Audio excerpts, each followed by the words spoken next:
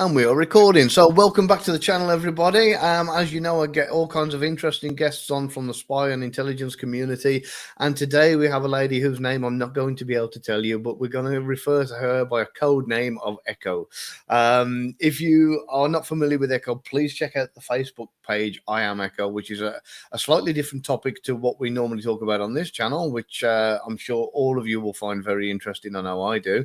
But Ekho's history is with the agency known as the NSA, which was once referred to in the circles as no such agency. Did they actually carry on using that? No, they didn't. I think by the time I got there, the sort of standard was you're allowed to out yourself, but you're not allowed to out others. So I can say I work for or at the time I work for the NSA, but I couldn't see someone at the kids' baseball game and be like, he works for the NSA. So the standard when I was there was you were allowed to out yourself if you wanted to, but you weren't allowed to out others. Brilliant. Okay, well that's interesting to know, and of course, what I want to do, I'd like to dispel a couple of myths, and the first one is because I get so many people when they say, "Oh, did you used to work for the government?" Yes, and they're watching everything we do, and I'm like, no. No, first off, not only will we not have the time, the money, the manpower, or the resources, 9 times out of 10, we're really not interested. We don't want to see the pictures of your cat. We don't want to know what barbecues you're going to with your auntie. We don't care. You know, if you've got nothing to kind of, that is going to interest us and be a danger of national security, we're not bothered. And I know this from, I think I read a fact somewhere. It was something along the lines of the words on Twitter each day alone could fill a 10 trillion page book. Yes. And that puts into perspective, imagine how much resources we would need to watch everybody. So for those out there who still don't believe me, can you tell us a little bit about kind of the fact that what the NSA actually does? So I will start by saying I always tell people we couldn't even keep good enough track of the president of the country we were targeting, let alone, Mr. Snuffy sitting in, Indiana State, sending pictures of their cat or whatever. We barely had the manpower because it is very hard to monitor the very, very top players that we were targeting at the NSA. We don't have time for everybody else at all.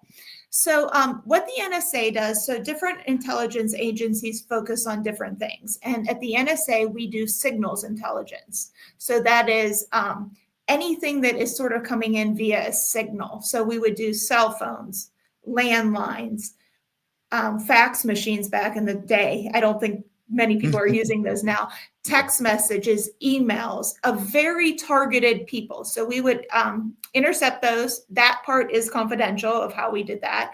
And then we would sort of take the intel out of that and provide a report to our customers. So some of the customers for the NSA, for instance, might be the State Department, the FBI, the CIA, these agencies that are going out and actually doing something with the intel. Mm-hmm. And they would provide us with specific questions that they would want us to answer for our target. And then as intel came in that would help to answer those questions, we would type it up, reference other reports, add anything else we knew about it, and send it out to these agencies. Brilliant. Yeah, and that has helped no end. I mean, I'm a huge advocate of the amount of information in the past that I've received from the likes of NSA or GCHQ, which is obviously the UK counterpart. And of course, when I first started doing this, like way back in the day, for the British to operate, if we needed to, and this is how long ago it was, tap somebody's telephone line, we would have to get something called a HOW or a Home Office warrant, which is the system's changed on that completely now, and it's done in a very different way, the modern version, through a judge rather than through a Home Office warrant, and it kind of created its own problem in the sense of you needed evidence to warrant getting the Home Office warrant, and then you needed you were kind of caught in a catch-22. Unless you had the evidence, you couldn't get the warrant. You couldn't get the warrant, you couldn't get the evidence. So and we did figure out a few ways around that, especially the Americans and the Brits working together occasionally. But what kind of difficulties have you faced yourself with anything like that? Is there anything that kind of, have you noticed as kind of a process and you think, oh, that's such a pain in the rear, and if it wasn't for that, we could get so much more done? Well, I can think of things that kind of slow down the process, but I'm kind of thankful that they were there. So like when I was there, we were working under UCID 18, and UCID 18, you can Google it. It just basically protects, and I'm glad that this is there, U.S. citizens and what is called Five Eyes. So that would be our partners, us and four closest partners. That's New Zealand, Australia, Great Britain, Canada. And so something along the lines of, you might be tracking, say, someone who peddles drugs, and you can track them. But at that time, at least, the moment they stepped into U.S. territory, you can no longer track them. Oh, wow. So we were not allowed to. Then it got turned over to like internal agencies that they could track them. But we did intercept foreign intelligence. So once it kind of crossed those barriers, unless there was massive amounts of paperwork to allow us to do it, we were not allowed to track it or report on it. Yeah, see, and this is a thing where criminals have the advantage over people who are, like us, like working for the government, when we're hemmed in by laws and restrictions and that kind of thing. They're not. So they can keep crossing borders, they can keep changing phones or cars or anything, and they don't have to apply to somebody for, can I get a new phone, or can I get rid of this phone, or can I ditch this car, or can I go to that country? So for us, it really can make things a little bit awkward. But I do know, and this is kind of after years of working in, when you're doing the job, a very, very serious environment in a very serious way, it doesn't stop the laughs and the fun stuff from happening. And this is where I know that you've got a couple of stories lined up. So could you share one of the first ones with us? Oh my goodness, where do I have so many stories? So one thing is we had a very eclectic group of people that go into, first of all, military intelligence, more specifically into the linguist sort of field, who then got sort of contracted out to the NSA to do linguistic work, analytical work. So these people have come from all walks of life, right? All different people, but there is a very niche group that goes into this. And we were basically just the nerdiest of the nerdiest people working together. At the time, evenings were spent playing WoW, World of Warcraft, and LARPing, live action role play, where we would go outside and dress up in like these costumes and role play with each other. So just to kind of give the sort of background of kind of who we were at that time, at least what we were into. And we had people that gave us some pretty crazy stories. One story I remember specifically, this is more of a sane story, but this is kind of funny, is oftentimes whenever you're in the military, you'll get like these first or second lieutenants that think they know everything, and they are brand new out of like maybe West Point, maybe not West Point, and they don't know anything. And so you have senior enlisted that we've been doing this work for a long time. We understand this mission. We know what's going on. And so we were tracking where we were at, kind of distantly far away, but we could do the tracking because it's remote. A foreign government doing specific things with their Air Force. They were doing specific things, right? Mm-hmm. And this first lieutenant calls us up and they're like, why aren't you reporting on this? Why aren't you reporting on this? And we told them, we were like, they do this every Monday. We see these same things, and we have seen them for years. Like, we know that they do these same things. And he's panicking down there, and he calls us back up. You guys aren't issuing reports. You guys aren't issuing your reports. You're not doing the right thing. We're like, we see this every Monday. They do this. And then he finally did it again and got so irate. And my coworker said, well, he said, if they were planning an attack, maybe they would make it look like it was just routine fare. And he ordered 4 F-16s to go up and intercept, cost the government millions of dollars to send these Air Force, these planes up, only for his command to say, "What the heck are you doing? Get them back down." So we never heard from that first lieutenant again. Yeah, we have exactly the same thing over here, and in Britain we call it lieutenant, just because we did it deliberately just to annoy the French. But yeah, yeah, exactly the same thing here. Second and first lieutenants, yeah, never give them the compass, never give them the map. Never give him the map. Yes, exactly. He just thought he knew what was going on. He would not. And so one of my coworkers just sort of messed with him, and he sent those jets up. They didn't intercept. I shouldn't say intercept. They didn't like shoot it down. Yeah, but it still cost millions of dollars and tons of paperwork. I even think, I'm not 100% sure, but I think one of them crossed into airspace, yes, crossed into airspace. So they could have been shot down, and that would have been perfectly legal on the other government's part to shoot us down because we were crossed into their airspace. So yeah, so it was a pretty big deal that he did that. And again, we never heard from him again. Actually, yeah, usually the best ways. When it comes to kind of when they're fresh out of we have Sandhurst over here where our officers go for training, and yeah, when they're fresh out of Sandhurst, it's the NCOs' job to basically ensure that they think they're in charge.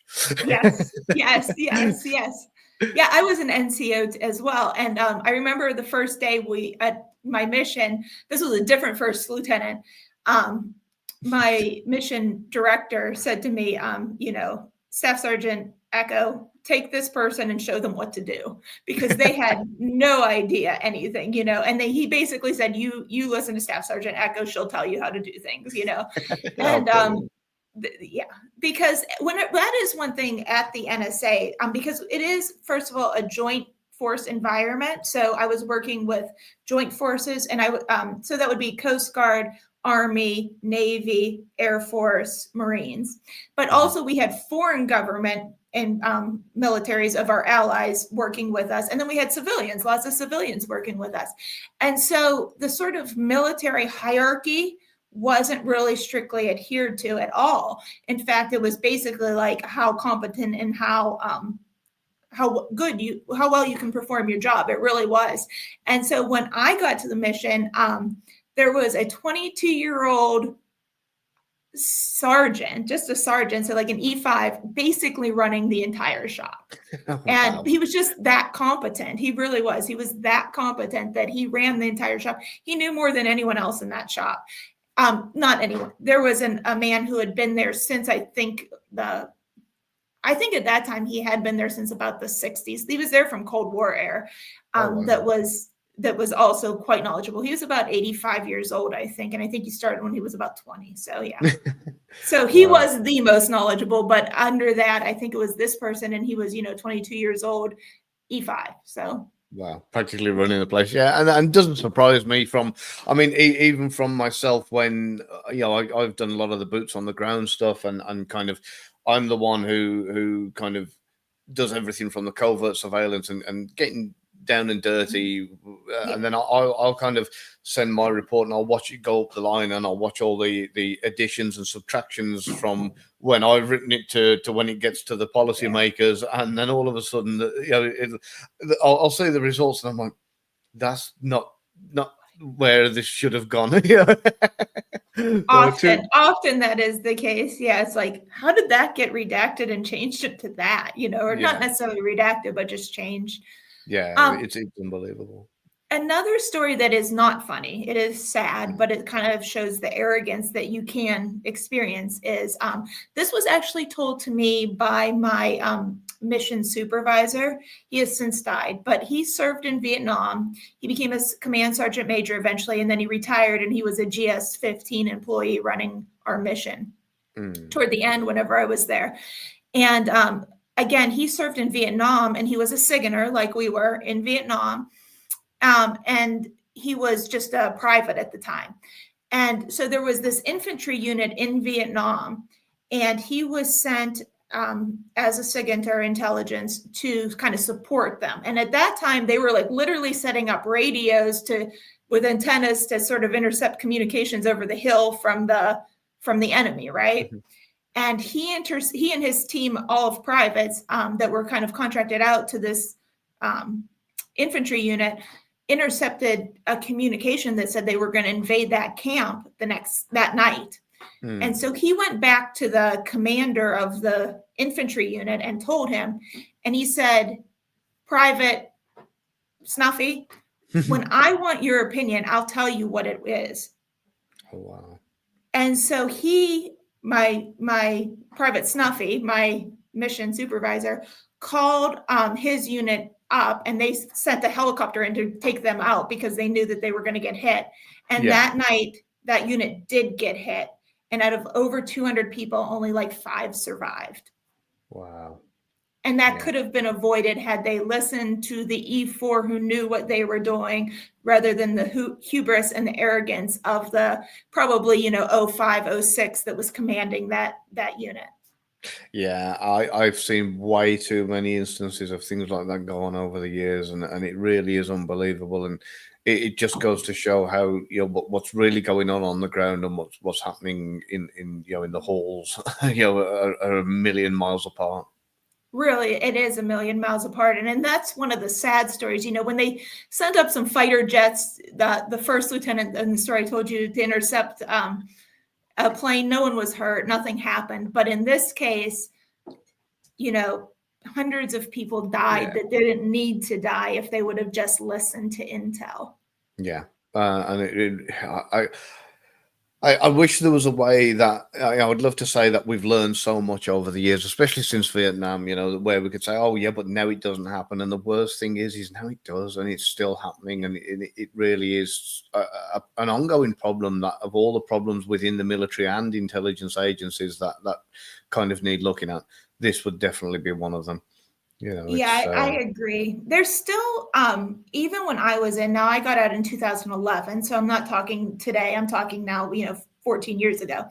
But, and I understand these dynamics, but there was still a lot of resentment between, say, more like combat heavy units like infantry and intel, where intel thought they were so damn smart on the one hand, which was very annoying. Because I can tell you, in infantry, there were very, very smart people. There were not so smart people, but there were a lot of smart people in infantry too. And infantry, or those more combat heavily roles, did not look at intel as like real military, real, like we were just the nerds that were playing WoW and LARPing. And it's kind of shouldn't be that way. It should be looked at as we are each supporting each other, and the unit, it could not function without both sides of that. Yeah, and I fully agree. I mean, I've spent most of my life, believe it or not, actually as a contractor, which I mean, they're looked down on more than anybody within the intelligence community, unfortunately. And of course, what my position, I was what was known as a floater, so I've gone from one job to another and filled in wherever they've needed me. I've worked with some absolutely fantastic people. I've worked with some complete nutter fruitcakes. And I've worked with some dreadful people that I'd never want to work with again. But what I will tell you, each and every one of them brings something to the table. So whether it's through the brains and their ability to be able to read data, or whether it's through their their combat skills or whatever, like you say, they cannot survive without each other. And me personally, I know when I've worked with the likes of infantry guys, are going, oh yeah, they're the nerds, working the computers, and I'm saying, you know what, I wouldn't want anybody other than those nerds working those computers, because they're bloody good at what they do. So let them work the computers and let them tell us where to go and shoot. Because this is one of them things where everybody does have their advantage, and like I say, me personally, I would happily have the nerds all day long telling me what I need to know information wise. Yes. You mentioned fruitcakes, and I don't know if you want me to tell you some of those stories or not, of some of the more eccentric people I worked with. Why not? If you're happy enough to throw one in, let's go for it. Okay. Well, I guess you can edit it out if your audience doesn't like this. So I worked with a very eclectic individual that I've been gone for 15 years, and there's still groups where we talk about this legendary figure that worked with us at the NSA. And I could tell you so many stories about this person. But do you remember? I don't know if you saw in the news recently where the current vice president got in trouble for potentially having sexual relations with a piece of furniture. Oh, right. I do remember hearing something about it. I didn't see the headlines, but yeah. Okay. He really did. He got written up. He got written up for having sexual relations with, with the couch in the day room of the Navy barracks. That was just one of many things that he did. He also he would sing and dance with his headphones on because he was doing like live interception of a cell phone number, right? And so we had like this cord, like the old telephone cords, right? Mm-hmm. And he had the headphones on, and he would be singing and dancing throughout the shop. One time he got tangled up in the cord, and he fell over and broke his arm. Oh, no. Oh, imagine having to explain that down the emergency room. Yes. And then the craziest thing I think he did was, now mind you, we all have top secret security clearances, SCI security clearances. And so they're monitoring things like your mental health to make sure you're sane, right? To be trusted with this information. He believed in sort of witchcraft and sorcery. And so he went to sick call, which is what you have to do in the military, to say that he had pneumonia. He had an upper respiratory infection, and he did, in fact, have it. And when they were asking the history of it, he said he was exorcising a demon the night before. And while he won against the demon and was able to get the demon off of his porch, it left him sick. And so I'm sitting at the actual mission, and I get a phone call from like sick call doctor saying, we have one of this was a sailor, but one of the people in our mission, and we just want to report something because we know he has a top secret clearance, and we're just a little bit worried about it. And so he did not lose his clearance over that. He maintained his clearance, but that was reported up. That was in his docket that he went to sick call claiming that his sickness was due to exorcising a demon and the demon getting the better of him. Wow. These are the stories that I absolutely love. These are the ones that you can just look back on with fond memories and laugh in a few years' time. And and I appreciate, obviously, while we're recording this, you've got to be very careful with some of the parlance and terminology you're using, and certain names of things and that kind of thing. So it's difficult to kind of tell the story while you're self-editing as you go. Yes, exactly. It is. That would have been something that I would have loved to have been there to witness personally. It was funny, and of course, word just spread throughout the shop of this person going to sick call and telling the doctor that the cause of his sickness was demon exorcism. So yes. See, and believing it 100% believing it. Yes. And that's the thing, isn't it? These people do genuinely believe what they're saying, and of course these are the kind of things that end up with little toys going around the office and that kind of thing. I know, we've done very similar things in the past where it resulted in little demon cuddly toys or whatever, being put in places or whatever. So yes. Wow. Yes, we had a little internal, sort of like almost like a Craigslist sort of thing, internal, not for hooking up so much, but for for sale, like I'm trying to get rid of a couch, or I'm looking for a roommate or whatever. And after the couch incident with Coble, they put up that he was looking for a friend. Oh. So everyone at our branch of the NSA could see that. That went out on a platform that we all could see. So Yeah. some people jokingly responded to it, that sort of thing. There was also like I would say like almost graphic novels that went around the shop about him as well.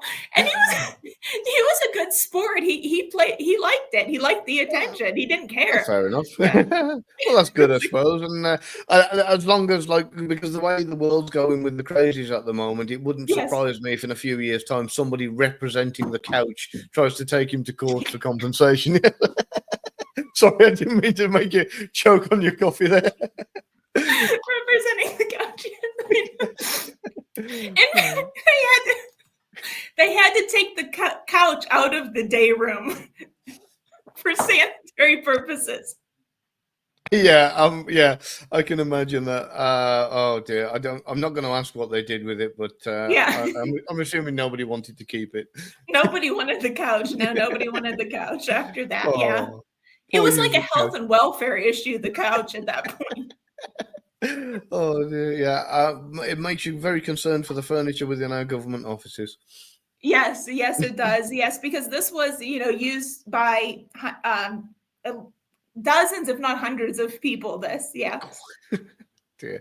Yeah, I've heard of some similar stories in the White House with furniture and things that have been utilized for certain activities, and Yes. and then they've kind of had a problem where they think, well, what do we do with it now? Because we Yes. can't get rid of it because of the history and it's on the inventory of like it belongs to the White House, but we also don't really want to keep it here for visitors to sit on. Yes, this did not have the long history or the worth of a White House piece of furniture. It was just Yep. an old couch, but That's it it. would be 10 times worse if it was sitting in the White House because exactly Oh. like this was George Washington's couch, and now we have to what happened to it, and you can't tell the story. So Yeah, I yeah, bet there's probably a room somewhere in the basement of the White House somewhere with a load of furniture with a "Do Not Use" tag on it. do not use. Yes, exactly. We had a room that was used for breastfeeding mothers, right? And more than once, people got caught doing things that were not breastfeeding in that Ooh. room. Yes, That yes. doesn't surprise me. Yeah, so we would work. We were a 24-hour mission, and so people on, the third shift, which would be like from 11 p.m. to 7 a.m., would get bored, and so they Yeah. would go into the room. Yes, In the dark hours, yeah. yes, in the dark hours. Yes, exactly. Yeah. Oh, I was going to tell another story. It'll come to me, but yes, these were Yeah. sort of the everyday, not every day, but the normal antics at the NSA. Yes. Yeah, and I mean, because if memory serves correctly, there was quite a high staff number there as well. It wasn't like we're not talking about half a dozen people in an office here. We're No, talking about like huge numbers of people huge attending. numbers. Yeah. So Yeah. and of course for anybody, and because most people haven't been inside, they've probably got a vision of maybe a great big kind of dark warehouse with banks of computer screens and whatever else. But not every part of it is like what is kind of like an ops room shown in the movie. So can you tell us a little bit, without obviously nothing that's going to cause any compromise in any way, but about what the actual day-to-day life of going to work was like, what the layout was like, and how it differed from an average ordinary job? Yeah, sure, for sure. So to be clear, and this is all public knowledge, there is the main NSA, which is at Fort Meade, and then there are annex NSAs where throughout the United States and abroad that focus on specific missions. So I was stationed at one of those annexes, but I was at main NSA as well. But most of my time I was at one of these annexes. And so we probably had maybe 400 to no, because in the Army alone we had 200, and all the branches were there. We probably had 800 people at this annex. That could be off, that number, but that would be my guess, around 800 people at this annex.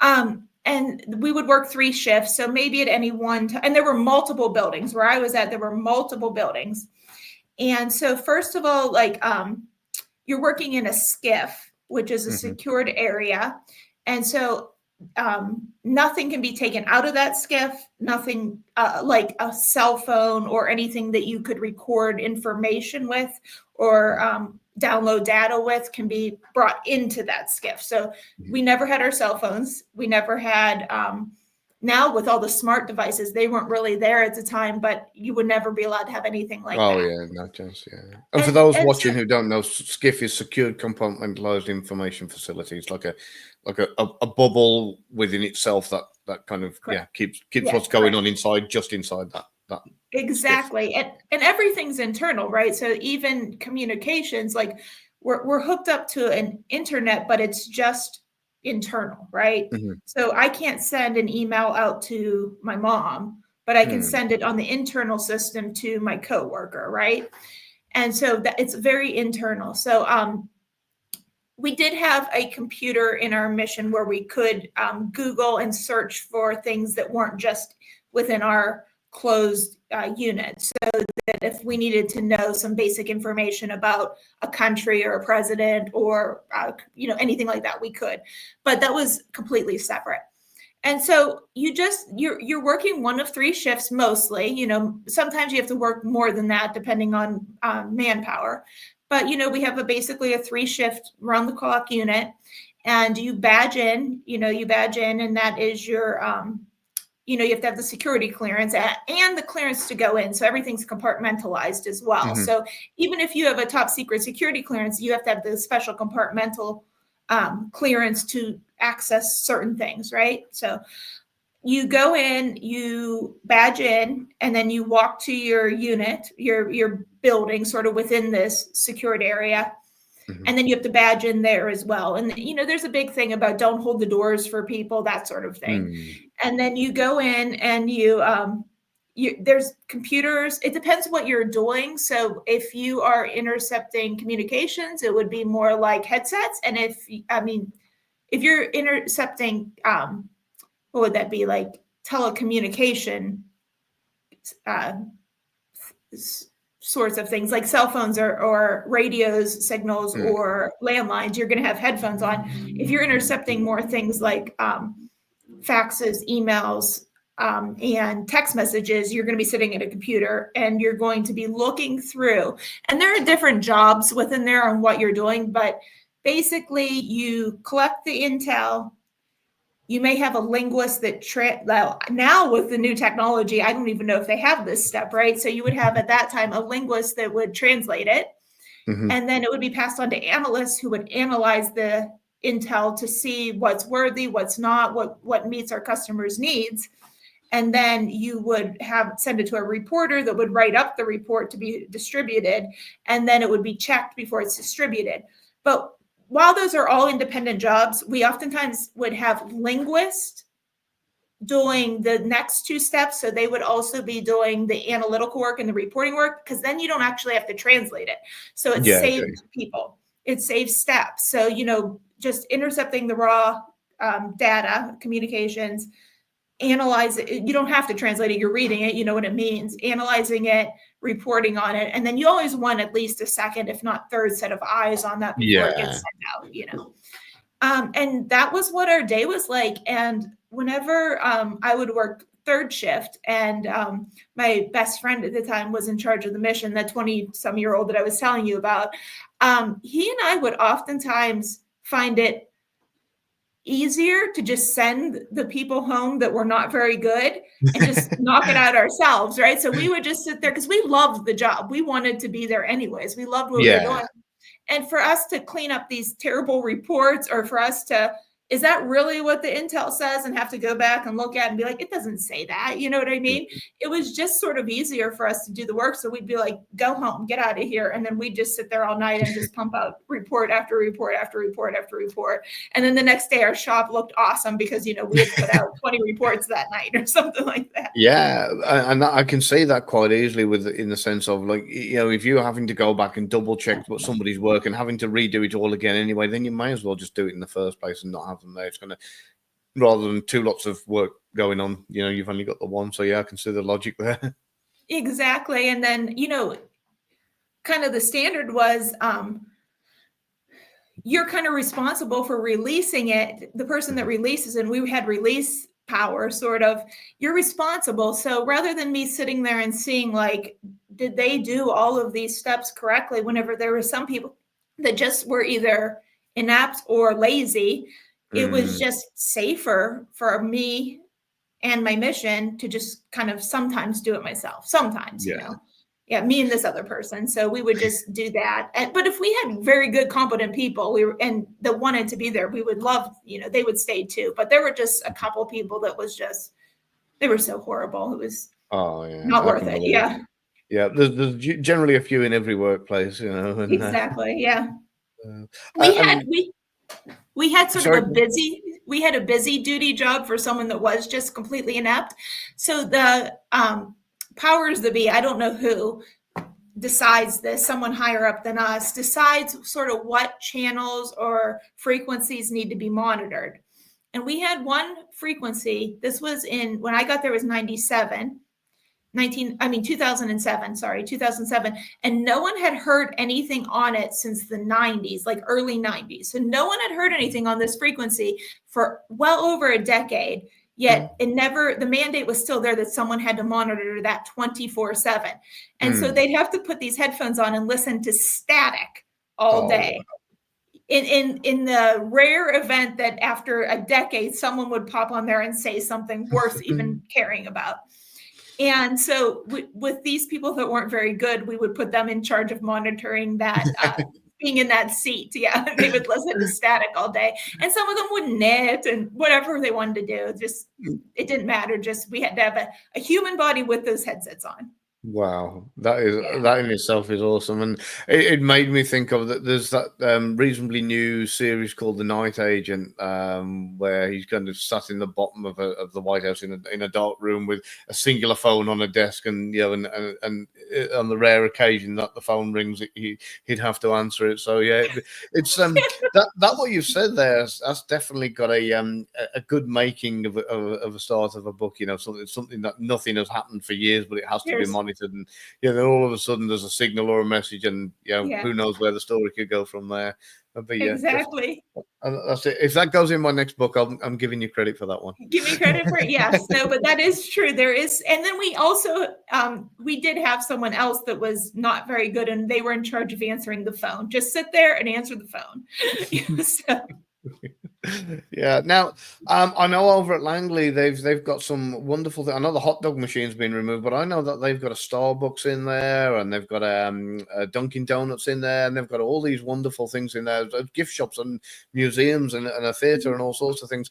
Do you have anything that over at your particular annex that you're working at that you can say, yes, but we had this? Was there anything there that? No, absolutely not. No, like the Fort Meade NSA, they get everything, and we just got whatever the garbage was left over. But no, we didn't. We had a little snack shack, and everything was deep fried, and I think most of the times it ended in like running to the bathroom. So no one would eat there.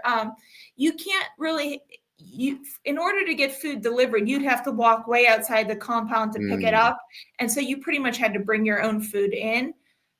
We didn't have anything, and even those things at Langley, unless it's changed since I've been there, they're not in the secure area. They're outside of the secure area. Yeah, that's it. Yeah, they've got their own. It's like a little concession area that they've got. Yeah, so it's not it's not directly involved in the main headquarters. Yes, in the main area. Yeah. Oh, what a shame! So it's packed lunches all around there. I was going to say, because when you look at the fact that Snack Shack with their deep fried stuff and whatever else, if you look at the government's advice, this is what we advise you to eat. Oh, but if you're working for us, yes, exactly. Talk about going against your own advice. There was a nice man that knew that we were all hungry, because if you forgot your lunch, you were just done, and all there was that awful snack shack. And so he would go to Costco and get like boxes and boxes of still bad for you, but not as bad for you food, and just sell them at cost, not for any profit. And the snack shack people that had the contract there threatened to sue him, and so he had to get rid of all of his stuff because he was viewed as competition to the snack shack. Yes. Oh, I was gonna say there's always one. So yeah, I don't know why I asked that. I was just really, really curious for my own personal kind of, I don't know, wanted to know, I suppose. So yeah, what was it that inspired you in like when it came to working for the NSA? Because it's very rare. I mean, I've never known of occasion yet where somebody kind of leaves college without knowing what they're going to do and wakes up on a Monday morning and goes, "Oh no, do you know what? I'm going to go and apply for the NSA." I'm sure that's not how it happened for you. So where was the how did you get into that world? Yeah. So what happened for me is it was 2006. So we're in the height of Iraq starting to push into Afghanistan, and recruitment for the US Army is at an all-time low. And so they will give you basically, the sun, the moon, the stars to get you to enlist in the US military, and specifically the Army. And so I had graduated college and I had $40,000 in student loan debts, which for me was a ton of money to have. Mm-hmm. And I didn't exactly know what I wanted to do. And I was just talking to a friend of a friend, and he was like, the Defense Language Institute is in Monterey, California, and you can join and become a linguist for the Army. And I was like, what? And so I went and talked to a recruiter, and I could have went in as either an officer or enlisted because I was a college graduate, but they were really pushing enlisted and giving way more benefits to the enlisted people at that time, to include allowing us to pick our job. And so I wanted to be a crypto linguist. That's what I wanted to do. I wanted to go to Monterey, California. I had been there before. I loved Monterey, California for my language training. And so I enlisted in June of 2006 in the Army, knowing that I'd be a crypto linguist. So I'm getting out of basic training, and they didn't tell us what language we would have yet, right? And I opened it up, and there was only 5 of us in my entire basic training of 500 people that were going to Monterey, California for language training. And so one person, now, you can think of where we're at the time, they're opening it up, they get Arabic as their language. One person opens it up, they get Farsi as their language. One person, it's Arabic, then Farsi. One person got Korean, actually. And I opened mine up. Now, I scored very high on this aptitude test. It's called the D Lab to see your language abilities. Yeah. I opened mine up and it says Spanish. I had already lived in Spain and was fluent in Spanish. Oh, wow. I was a Spanish major even. And I was like, what the heck, Spanish? Oh. And so they sent me to DLI, and that's the Defense Language Institute. And language training is very, very, very intense. You have, depending on the language and the category of how difficult it is for a native English speaker, between 6 months and like a year and a half to become almost fluent in a foreign language, which is it's very hard. And so I'm there, and everybody is just struggling, putting in 12, 14, 16-hour days. And I'm just sitting in class and then going and enjoying Monterey, California in the evenings, and on the weekends. They're studying, and I'm just walking around the wharf, going to the aquarium, doing some shopping, taking a day trip up to San Francisco or Santa Cruz. Oh, wow. And so then they sent me to crypto linguist school, which was in San Angelo, Texas. So you do your language training, and then you learn how to be a crypto linguist, and you get trained there. And then I'm getting ready to get my orders, and most people are deploying directly to Iraq or Afghanistan, even if that isn't their language, even if they are like a Spanish language, because they can use you because you have your clearances for other intel related things. And everybody was getting deployed to mostly Iraq and then eventually Afghanistan. And I get sent to the NSA. I get orders to go serve at the NSA. And again, it was like, what? This is amazing, So they sent me to the NSA, and my deployment was to Costa Rica to do additional language training. So I had a wonderful career. I didn't retire out of it. I was medically discharged from my legs, but I didn't do 20 years, but I loved every minute of it. I met the best people. It got me my top secret clearance, my language, advanced language training. And they sent me back to DLI again for another set of language training. For different languages, I got the experience at the NSA. Whenever I got out of the Army, I was able to do contract work for the NSA. It was really life-changing, that experience. And they wiped out all of my debt and paid for my grad school. So Oh, that sounds absolutely awesome. What a brilliant, just good luck after good luck with absolutely everything. yes, You couldn't ask for anything better than that, really. And yes. I mean, my mother-in-law lives in Spain. I've got friends that live out in Spain, and I go there regularly. And my daughter's learning little bits of Spanish, and she's also studying it at school. And I've forgotten more Spanish than I could ever remember at the moment, but I am starting to try and pick it back up again a little bit. What I did notice, however, when I lived in Miami, and there are a lot of Spanish speakers in Miami, it's almost like a different kind of Spanish. It's similar but not Totally the different. same. So yeah, it No, was. it's Yeah, way what can you tell different. us? Oh, well, Castilian Spanish of Spain. I had lived in Spain and I lived in Valladolid, which is sort of more central Spanish, I guess, like relatively speaking, a little bit north. That's like pure, they pride themselves on having this pure Castilian Spanish, right? And that's the fetas and different words, but they kind of sound like they're talking like a little bit like with a lisp, like the, Yeah, you know, La Plaza Barcelona. Mayor, you know. Yeah. But then, you know, you get Caribbean Spanish where a lot of people in Miami are from, say, Cuba, for instance. And so they're speaking it totally differently. They're dropping their S's, they're doing all kind of different things. And then you get into like Mexican Spanish. To me, even though I've never lived in Mexico, to me, it's the easiest Spanish to understand. It's just clear and easy for me to understand.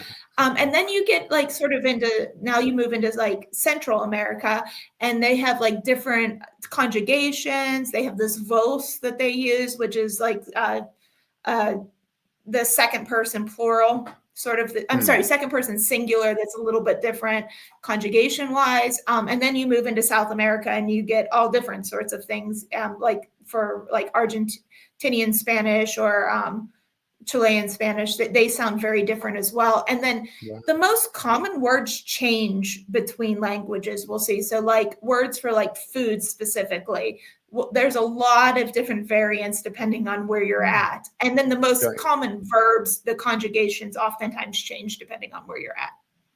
So, if somebody was to say visit from, say, a South American Spanish-speaking country to, say, Valencia in Spain or Madrid or somewhere, would they be speaking enough to be able to be understood, or is it that different that that they wouldn't even be able to understand each other at all? I've heard that people specifically from Spain in Latin America, I'm not sure where in Latin America, I've heard from some people, and everybody's going to be different, that they have a very difficult time communicating. And I've heard that from the Spaniards, and I've also heard that from like the natives of Latin America. They couldn't understand them. They really couldn't understand them. But, it's sort of like, I think it's more distinct than, say, British English and American English. I think it's more distinct than that. But I have a grandma who cannot listen to Downton Abbey because she can't understand what they're saying. So, I can understand this, but I know that there are some parts of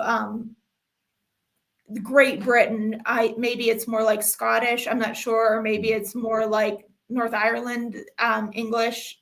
I'm not exactly sure where I do have a very hard time understanding them unless they deliberately kind of slow down and speak more clearly. And I would imagine they have a difficult time understanding me, but I'm not sure.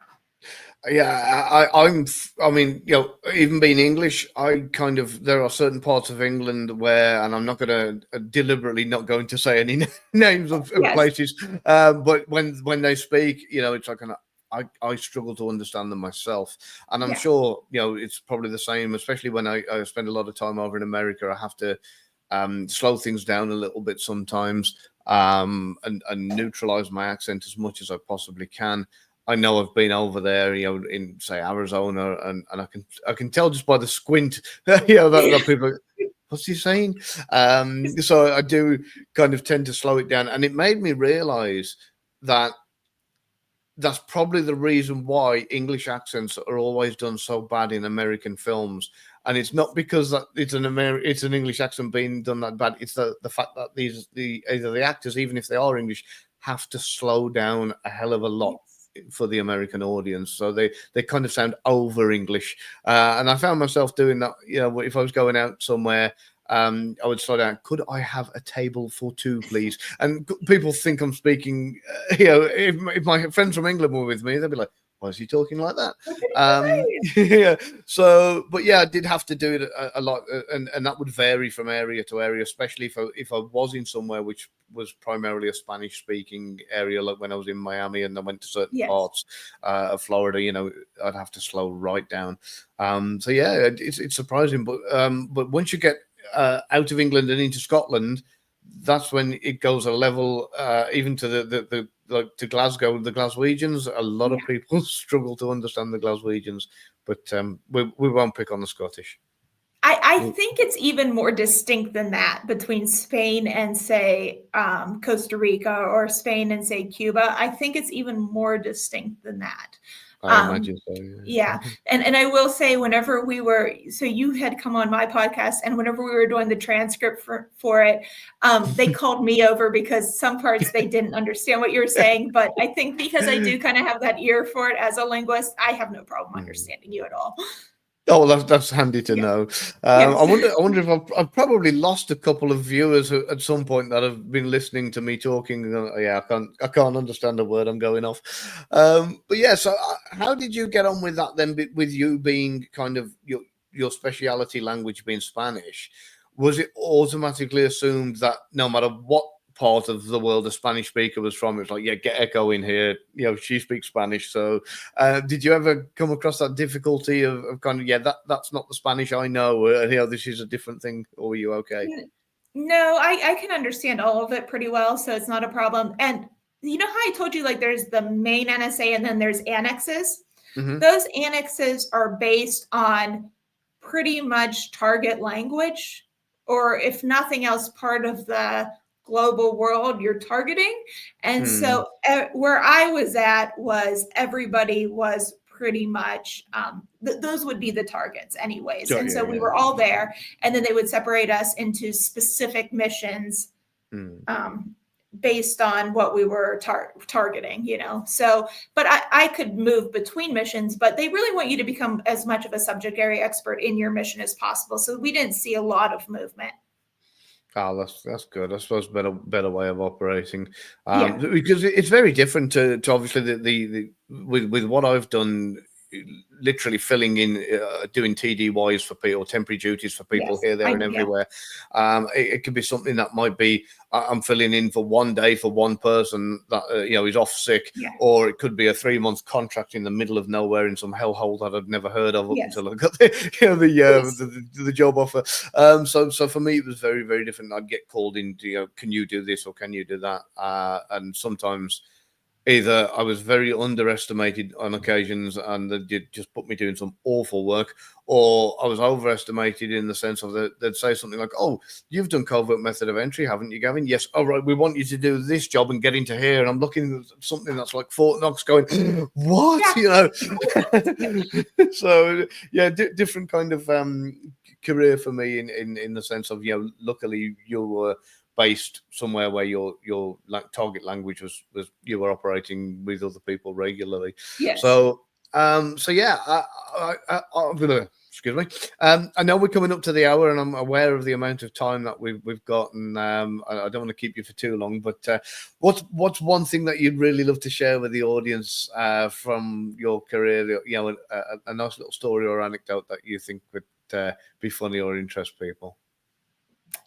I would say one thing I found is just sort of an observation is when you're in these organizations, and I also did do some work for other 3-letter organizations, but most of mine was at the NSA.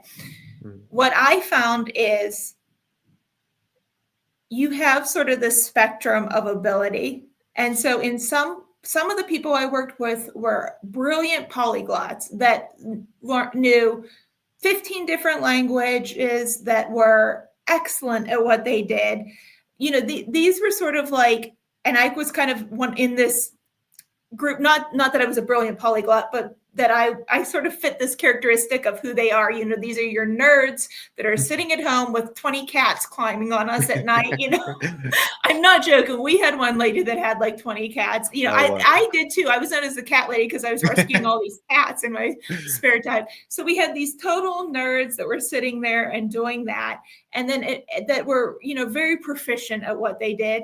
And then it spanned the gamut down to someone who thinks that they're exercising a demon, and that is the cause of their ailment, and whose job is to listen to static or to answer the phone. So you get the whole range of people, but one thing consistently you get is these are eccentric people, in my experience, very eccentric people. So I loved it. Those were my people. I have never found a community like that I felt so at home and like I belonged in, just by being my weird little self. It was like, it was wonderful.